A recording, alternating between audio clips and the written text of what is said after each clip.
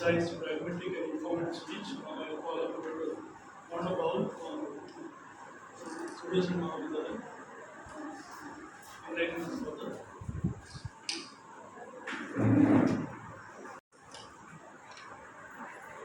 Thank you to all, and my special thanks to Vidabha and his team for organizing this very important seminar today.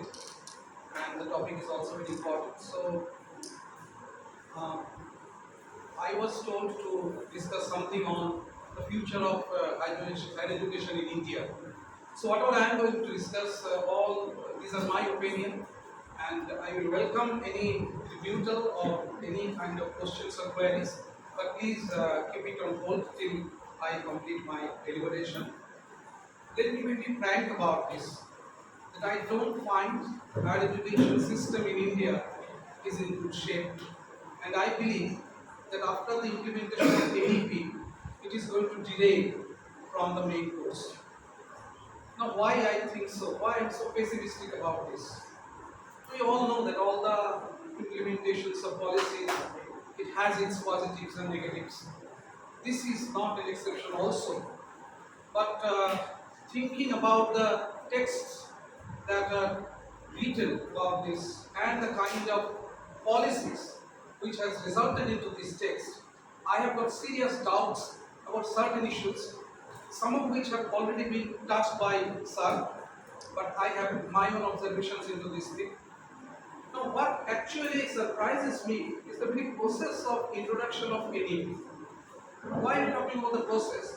It started in 2016 by TSR Subramaniam Committee, who has planned a draft education policy for the nation, but it was not coming to, it did not come to light, so to say. I mean, government did not say anything for 2 years.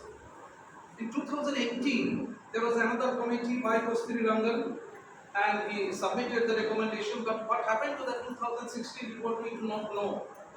And 2018, when this report was tabled in front of Javadkar, the HRD minister, then also nothing was there, no uproar, no discussions, nothing in any platform. It was just when there was national general election in 2019, and within 7 days after Narendra Modi came to power, this particular policy came into light. Now, there may be coincidences, and this may also be coincidences, but there is something more into this. Now, on July 29, 2020, 30 years after a press release from HR Minister, this policy, which was 484 pages in draft mode, was uploaded in the government website, and size was reduced to only 66 pages. This is a thriller. Starting from 2016 to 2020 and uploaded in midnight. Why the secrecy? Why? It could be very clear. It could invite stakeholders. There could be a long discussion, as Sir was pointing out. There could be long deliberations on such an important issue because the country has already seen many policies previously. Step after step, in the whole process of framing of the policy and tabling the policy, there are gaps which raise this question. There is something wrong in the state of India. And when you see the timings, COVID, when government is heavily criticized about their ability to maintain the healthcare system, when government was criticized about the exodus of number of laborers, the beautiful pictures you are finding, how they are coming from capital going to their other states. When the whole nation was engrossed in COVID and nation was heavily criticized, then emerged this NEP 2022. Something is there. And as Sir already has pointed out, state government was not taken into consideration, and this important policy, there was no scope for discussion because the parliament was closed.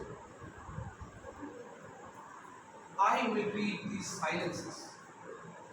I will read why a 484-page long draft of a policy which got more than 2 lakhs rebuttal from all over the country by the common people. What could have been the number if all the stakeholders were taken into consideration? was not taken into consideration and remained a mimicry of the long research that all these committees have done when it was reduced to 64 pages. And whatever we are discussing now, or whatever have been the discussion for the last 2 years regarding this policy, all are centered into this 64 page. But as I have told you, the silence. If you compare the draft recommendation of 484 page and this page, that's what the 64 page, there are interesting departures. I'll just give you an example of 2 departures. Okay, in the 484 page constitutional committee, we find that there was a reference that education is our right, that was scrapped. Number 2, there was another recommendations that all the higher education institutions must not be allowed to be operated by the private partners and private parties. In a different language, although that is not there in 64 page booklet. Let me say that. So all these things, if we take into consideration, and then we find some beautiful lines, some beautiful projections of the state of education in India, then we find that it is not very easy for us to accept all these things, because as you see, it has talked about holistic individual and to convert all higher education institutions to multidisciplinary institutions by 2040. It is also told that to increase the gross enrollment ratio in higher education, including vocational education, from 26.3% in 2018 to 50% by 2035. Sounds good. But another thing also sounds good. Roland Barthes, a French theoretician, he pointed out that whenever anyone is using cliché or platitude, there is a policy. Beautiful sentences are not everything. When you are going to judge these sentences' merit, you have to understand, take into consideration. He has studied in his book Mythologies, different communities, how one particular community is branded, how one community is castigated by using certain language game. And this to me is a language game. That when you hear that we are going to achieve that in 2035, it sounds good, but at the same time, you have to remember that there is no specific direction in many cases how we are going to achieve, considering the plurality of the nation. Martin, I am talking of the plurality of the nation. Considering the diversity, considering the ethnic groups that we have, considering the fringe areas, people living there, nothing is mentioned into the policy. Tall aims, short visions. If you say this, if I say this, I think that will be the ultimate of talking about this. Now, why this is, what is the policy? Let me be very clear about it. I read here a replica of a plan by the government which is conditioned by or fashioned by neoliberal economics. You have heard this word many a time, and also a kind of ideology, a constructive ideology, a Hindu ideology. Not Hinduism, Martin, not Hinduism. This lethal combination of these two things, and to promote this thing, you need a platform, and NEP is that. Remember, I am not criticizing the whole NEP, I am also raising the question because I am also concerned as a stakeholder of higher education in India. What is my role? I am confused. So I have to share it. That neoliberal economy, nation building, everything is coming into picture. Nehru has talked about nation building long ago, and we know that we have not been able to achieve it. But now, whatever we have achieved in the name of nation building, the concept of nation building is put behind, and we are getting something that is a kind of Hindutva agenda and opening it to all the market shares. In 2010, if I am not wrong, there was an economic suggestions by Ambani and Bill. It is known as Ambani-Bill report. Their Ambani-Bill have already suggested, since government is paying money for running the higher education institution, government has every right to take something back. And it is taking something back. You know, the principals are, they all know how we are going to return a 50 amount, whatever we are earning, back to the government. whether it is state or whether it is central. So it is following a very predictable trajectory. It is going on following its own mission. There is no thing, no doubt about this thing. It is, of course, a kind of hypopolitical neoliberal thing, policy that is being highlighted. Then, can this really deliver what higher education actually stands for? The prototype of that holistic higher education is a holistic individual. This holistic is what a person should be after he graduates from the university or he clears masters from the university. Who is he? A thoughtful, well-rounded, and creative individual. And again, I am repeating what sir told, and he must have certain values: Sheva, Ahimsa, Swachhota, Satya, Nishkam Karma, Shanti, sacrifice. Okay. Nishkam Karma. How to teach that? Number two, why should I teach that? Nishkam Karma, if I teach a student, then a student whose father is a tea garden laborer being exploited every day by the manager, the son will never feel that it is his duty to ask questions about the parity, about the deficiency, about the wrong policies, about the exploitation pattern that the tea garden manager is attributing for his father. Because he is doing a nishkam karma. It can be my personal philosophy. My personal philosophy of nishkam karma cannot be a good ideal for an education policy. Karma can be one thing, but we will define the karma, not government. Government is telling that do nishkam karma, don't ask questions. Don't use your students to ask questions. No question, just work in this way. Instead of making students thinkers, as they have pointed out in very good lines, they are actually trying to stop students' critical ability to think and reflect. So, going back to Rolaba, this very line, Ahimsa, Satya, and this is nothing but a ploy to brainwash your mind, the mind of the students, of the stakeholders, main stakeholders of higher education. When they will grow as a citizen of a nation defined by the ruling party or some power center, they will accept it, they will not question it. And that is how these things are framed. Remember one thing, if you are satisfied with everything, then you are not growing.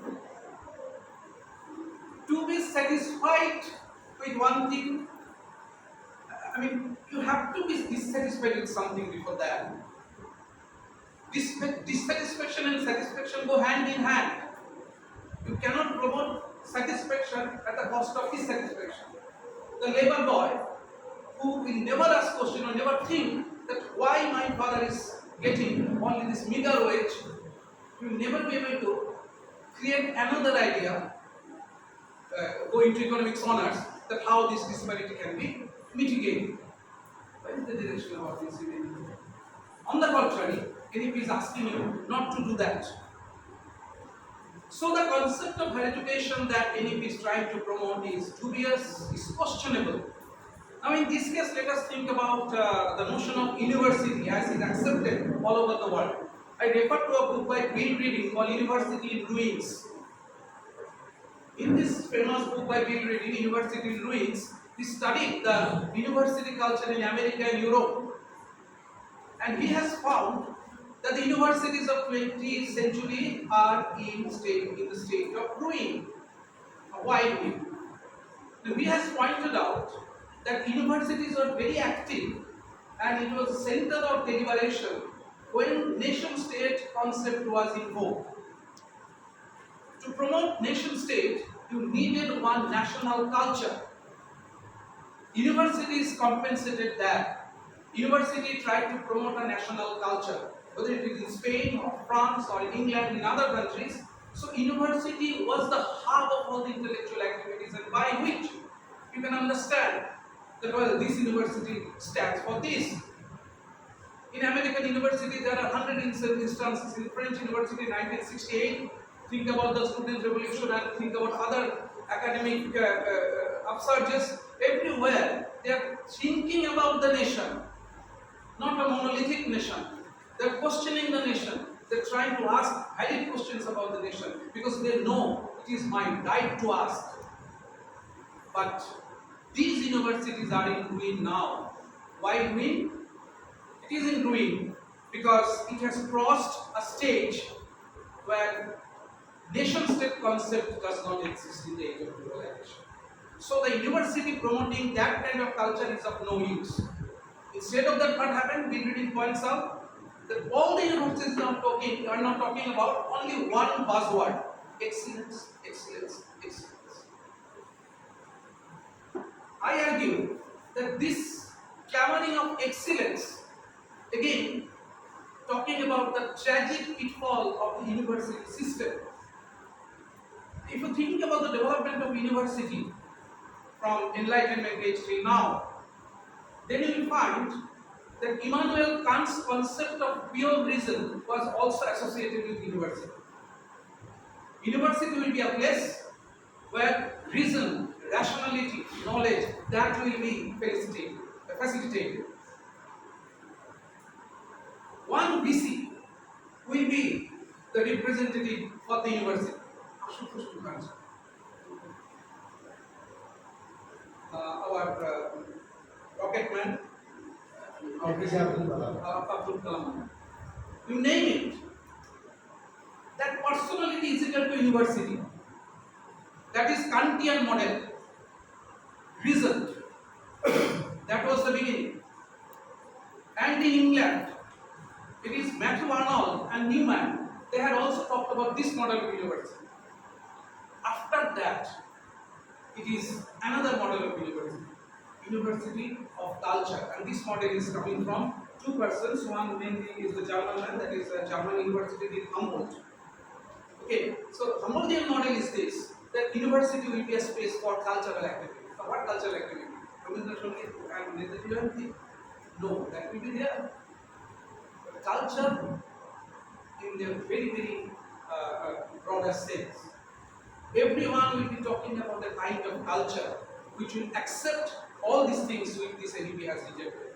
Plurality, multiplicity, fringe group, all should be brought here. And from university they will get the idea. So we know Berkeley campus, famous for that. So we know which French university actually initiated 1968. We know that who questioned, which university Chomsky was associated. So they have earned their reputation on the basis of the questions that were all created, delivered and discussed in the campus only. But again, Bill Reading will point out that that culture is gone.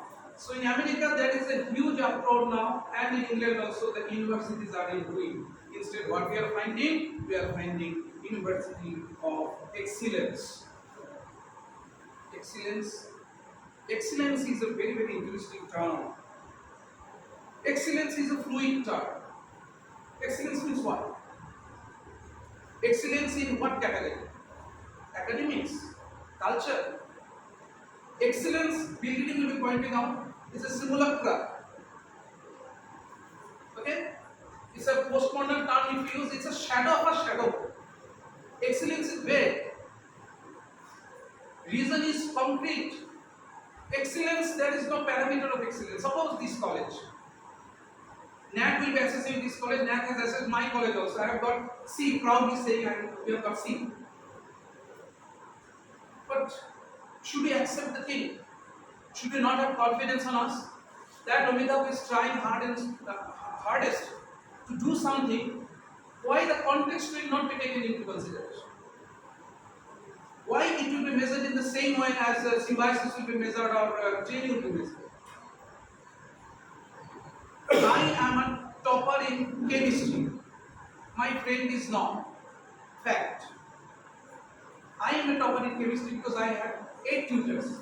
My father was could sponsor that.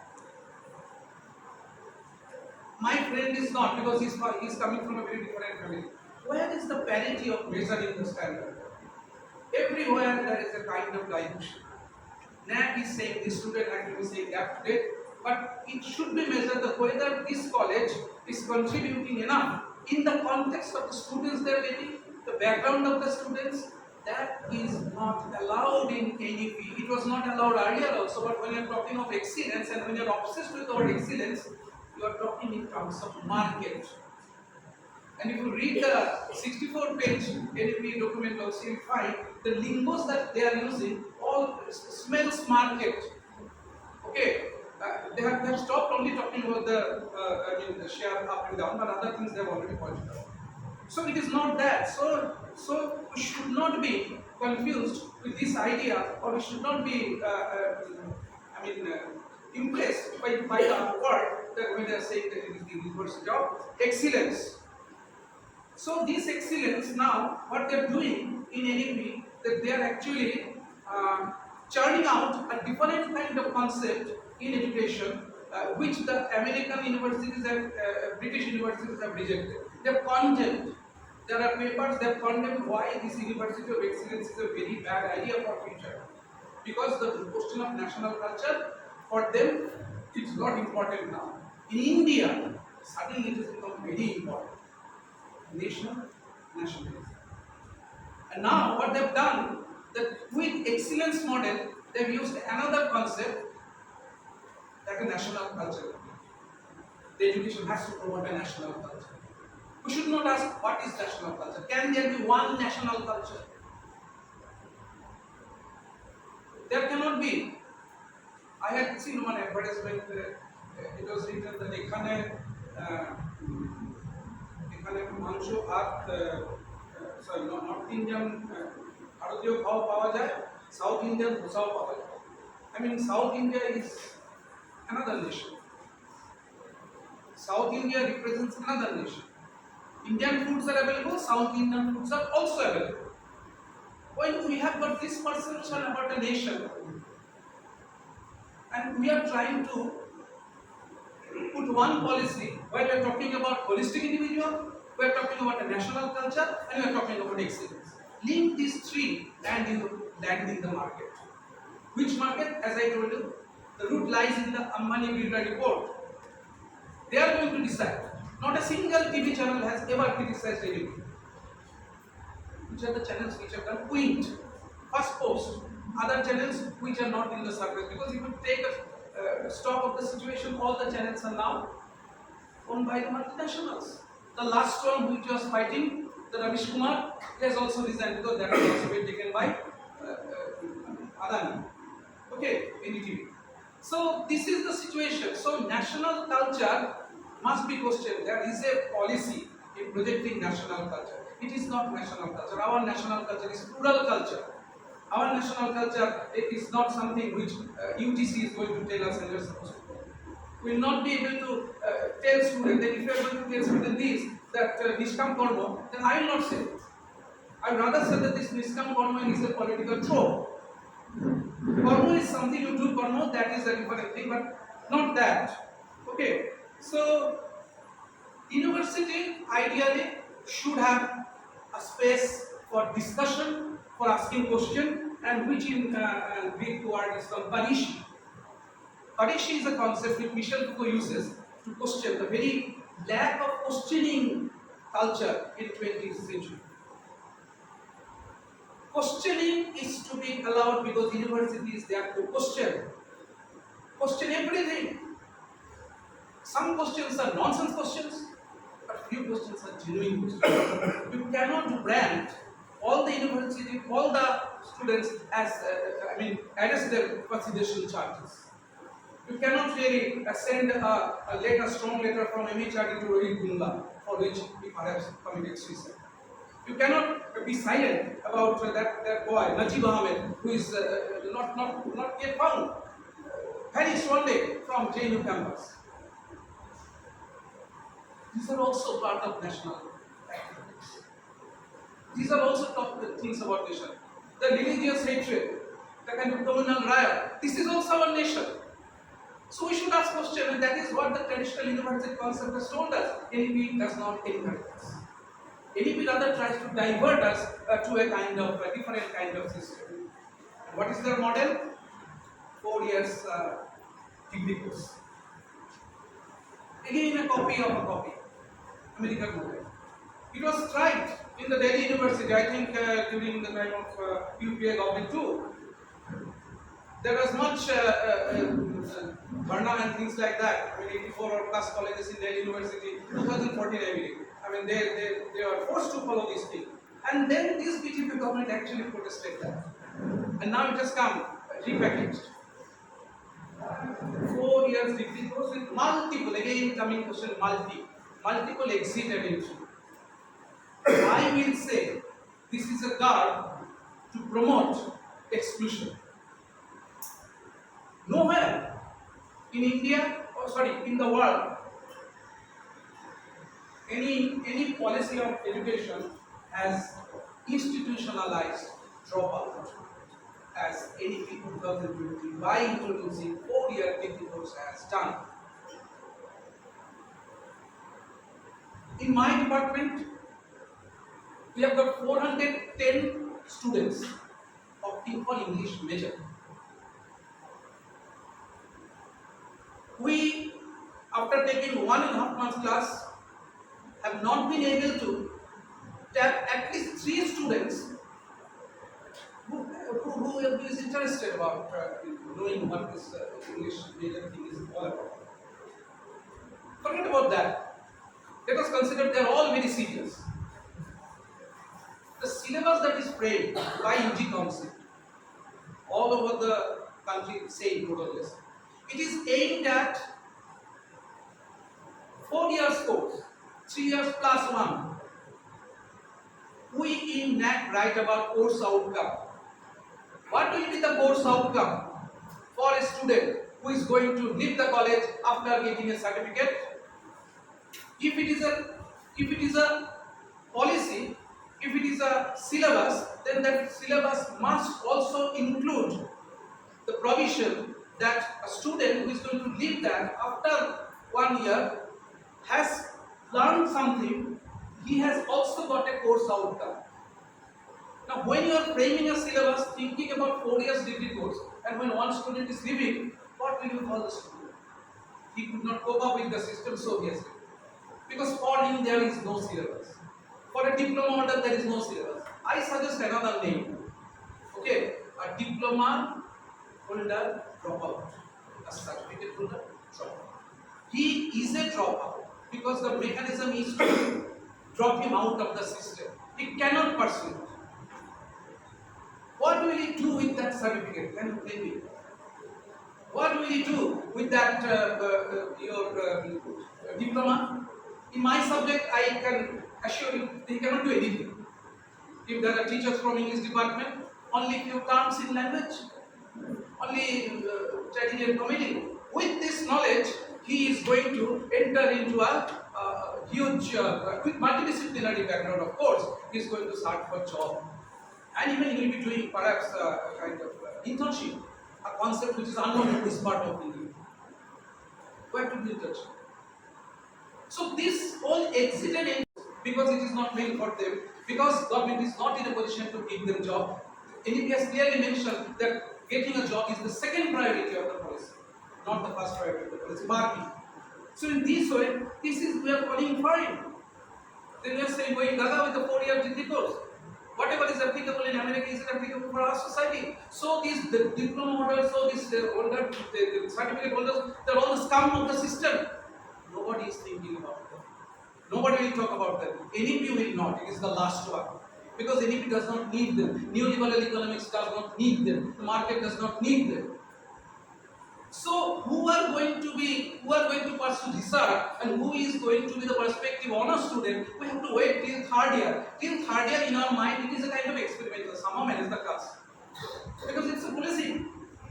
170, 180 students, we don't pay anybody, they don't understand English, so what we are going to teach? Same for all the subjects.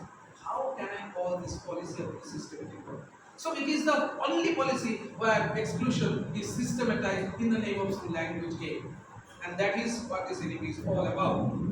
Another thing is multidisciplinary. That is again very interesting. Sounds good.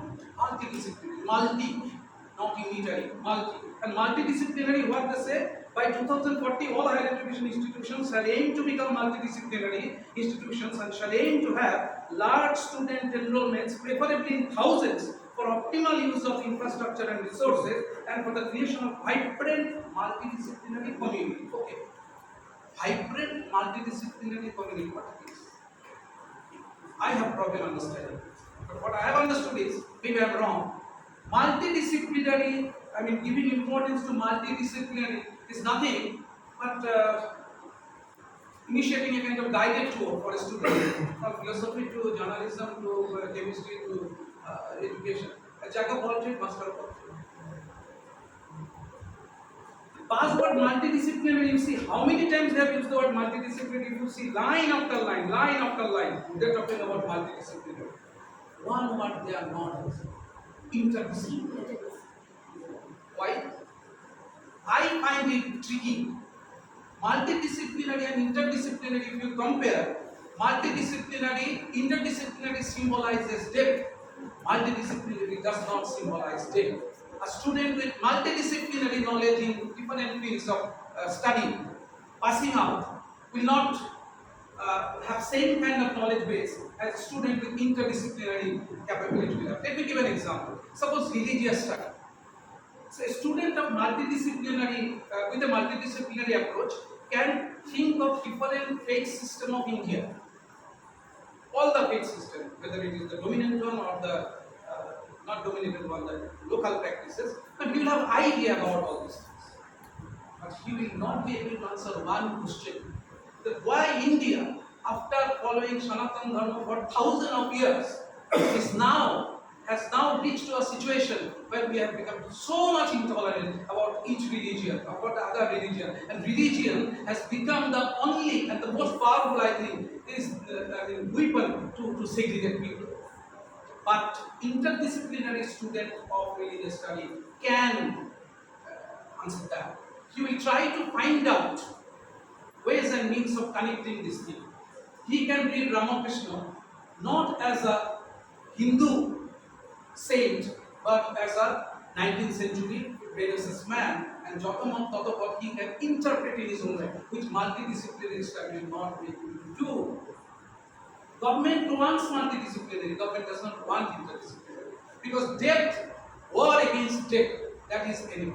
Just we want some graduates or certificate holders or diploma holders who are going to be productive for the nation. And you think a student passed out multidisciplinary subject, he has got a job, say in a school as a clerk. Now he has passed out from that multidisciplinary system. So he knows little bit of physics, he knows little bit of philosophy or educational economics.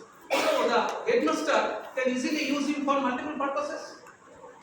Today he will send him to math class, tomorrow he will do gardening because gardening has done. That's a part of skill development. Another day we will do accounting, what are the stocks and balances of blue cycle. A projection of this have already found. We have not said that. What is that? Now it has come to that level. Now principal is promoting job training. A school teacher is day in and day out. They are all being used to calculate, to do this, to do that. This is not the work, but multidisciplinary allows you to do that. I am not going to that whole concept of credit card. In America, it was a debugger. Giving loan to the students in an economy where the student is not going to get job, that backfired in American system. That is another story. But what I wanted to point out that if I am multidisciplinary, in college also you find, if you ask, if principals are asked, do you know that? No sir, I don't know this thing. Because if you say you know that, then you are trapped. The principals will use you. You do this, you do that, you arrange the seminar, they will arrange the seminar, you will do other things, critical, and all they will do. Government will do it. Government is wanting to do these things. So this holistic we don't want. I don't want this holistic. So, whatever I have said, you see, the thing is that I will conclude. Whatever I have argued here, the proof of this is in the eating, as they say. Toward the end of 2020, there was a big report which is available in the website by FICCI, Federation of FICCI, Federation of Indian Commerce and Industry, something like that. FICCI has talked about education. Everyone can talk about education nowadays. That is the flexibility powers. And they have made another roadmap of 5 years till 2047 what India they want to see. Already remember, NAAC has already projected what India they want to see in the higher education sector. They have also said, I am just reading 3 or 4 lines for 2 minutes. For first 5 years, from 22 to 27, what FICCI wants to do, these are all quoted lines, streamlining regulations and aim to develop industry accepted curriculum. Okay, robust digital infrastructure and improve faculty quality. So industry has suggested, there is nothing to hide. Industry has suggested what curriculum you want, industry accepted. Who will read philosophy?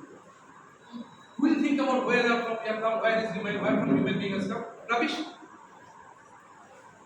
Philosophy, meaningless. You don't need philosophy. And you see, in science departments in my college, I have found that 3 or 4 students in physics, 2 or 3 students in chemistry. Alarming for a nation.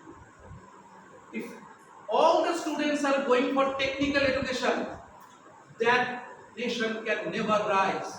There should be students who will engross themselves into fundamental research. There should be thinkers. But thinkers are dangerous for a nation. Now we cannot blame these students who know that after doing graduation, I clear my master degree, I get 55%, I clear NET, I clear PhD, I wait for 5 years for a college service list, and then I find that my name is not there, only 14 students are there all over Bengal. Who is fool enough to waste his time? Why should you not tell your student that go take your training from RISE? Because it is your responsibility to support your family. So it has been lengthened in such a manner that it should be discouraged to pursue higher education. And that is what they are saying. First 5 years, industry accepted curriculum. Okay, fine. Second 5 years, what they say? Funding research-focused higher education institution and develop robust. The robust what is very robust in the whole policy. Physical infrastructure to improve global ranking. Situation colleges think about global ranking. I look at the global think about global ranking.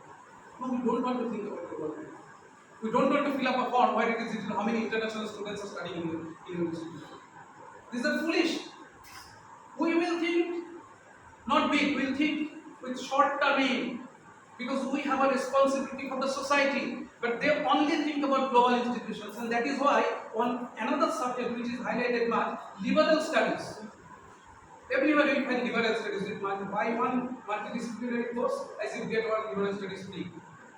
And you search internet, you will find which are the institutions offering liberal studies. I remember best Ashoka University. Then you will think about Jindal University. Then you will think about Shivnagar University. Then you will think about many other universities. All are private universities. Tuition fee in this college and tuition fee for 3 years in Ashoka University, I think 25 lakhs. We are liberal enough to invite students who can spend liberally. And that is also be a part of the policy. So, what concept of education for the future?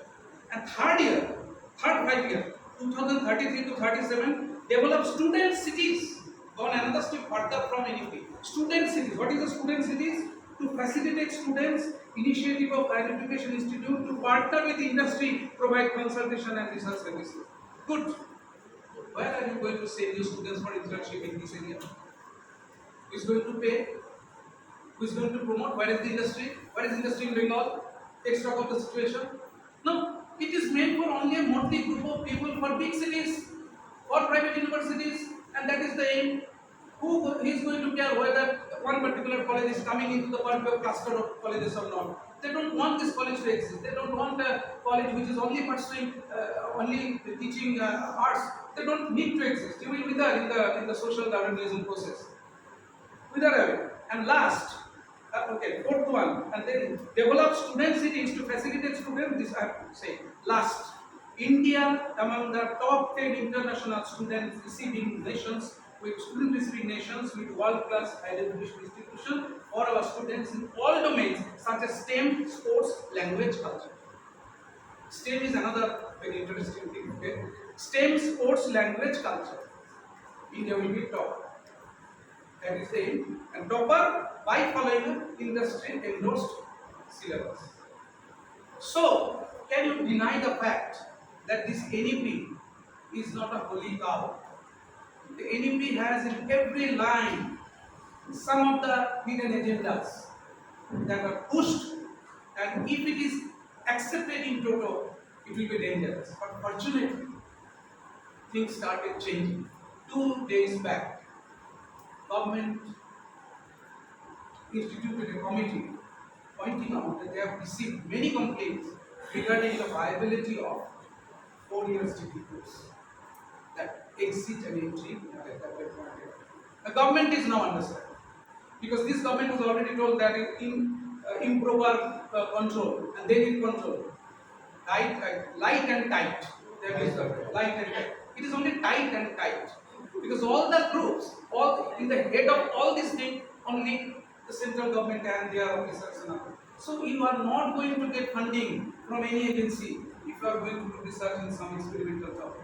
There is no mention about Dalit studies. There is no mention about your what is called LGBTQ. There is no mention about the kind of studies fundings have been reduced and reduced. So once I was pointing out where from the government, only we are coming to few agencies and you mark it. Most of the agencies facilitate science teaching. Now arts is not there. Arts nation because in arts, the science students also will be thinking, but art students should be are exposed to a kind of curriculum where they are bound to practice thinking. So excellence we have to shun, and then one hope is there. One paranoia I have got. I find that maybe after 20 years, Indian higher education will be named the Indian Higher Education Corporation with share market information. I hope that day should not come. Okay, it should not change into a corporation. One hope I have got, one hope the successive policies to start from 1968, all the recommendations of the policies have not been implemented. Tamil Nadu about the language, the Hindi. And there was a policy recommendation that in every state there will be Johor Navavidyalaya. In Tamil Nadu there is not a single. Kerala government has already protested against this inclusion of 4 years degree course. There are ways of doing it. Our state has played it differently, but they have accepted it after saying that they are not going to accept it. So NEP 2020 global concept of higher education for the Indian educational scenario, I have serious doubt until and unless there is a strong upheaval from different quarters. And as I say this, I also know it is very difficult because we as teachers must not compromise with our way of thinking, not accepting what NAAC has said. That is one thing, and also doing it cleverly, as I was pointing out, do it diplomatically. So I will try to teach a student that don't think about Nishkam Dharma. Think that Nishkam Dharma is a throw, Nishkam Dharma is a trap. Don't only think about multidisciplinary of moving to religion. Think about the interdisciplinary of thinking. So switching from one subject to another subject. So if it can be done, there can be a way out. But I am in doubt whether it will be possible or not in the next. I don't know how many years. So thank you. If you have any question, I'm ready to answer. Yeah. Thank you for that wonderful session, sir. Because again, being a person from an interdisciplinary course, I did my MPhil in women's studies. Women's studies centers all over India, they have their fundings decimated, and I think so. One of the aims of that is, to again, like as you pointed out, Dalit studies, women's studies, LGBTQIA, and gender studies is being suppressed, and there is practically no Since 2017, space. Yes, sir. Regular systematic curving Yes, of the sir. fund. Yes, sir. And sir, I haven't found anything in the NEP about women's studies, gender studies, and queer studies anyway. So Yes. where will those people go? Prabhat Pattanayak, Sukeshwar Mehta and others, many have pointed out this. That there is no mention of those disciplines which actually represent the plurality of the nation. There is no mention about certain areas because these areas are not important for market. You can teach them language, you can talk about digitalization. Digitalization how? And why? Now, if all become digital and online, that is good because students will not go to the campus. And if you don't go to the campus, it's like cellular gel kind of panopticon. You are not going to meet your student, you are not going to meet your fellow teacher, so you cannot discuss. You remain at home, get your degree, and don't think. That is how I look into that. And it is you have rightly pointed out that these things are these things not important? Subaltern studies not important? How to study this society is a wonderful nation, so many cultures, so many varieties, and you are trying to bracket all of them in the name of a national culture, the concept which has already been shown by the European universities. And I am not saying this thing, all the education is there talking about this thing. It is called, there was one Brazilian thinker, Paul Fraser or something, the banking model of education. It's not it. Okay, yeah. Banking model. This is the banking model. Bank. You put all the information there, and they will not at all materialize into any organized thought. Against that, discursive model is there. You discuss, you think, you question. That is why I am talking about this concept of area. That university is the place where you have to ask questions. Questions are meaningless, but let the students know asking question is your right. NEP is actually snatching this right from the students. Thank you.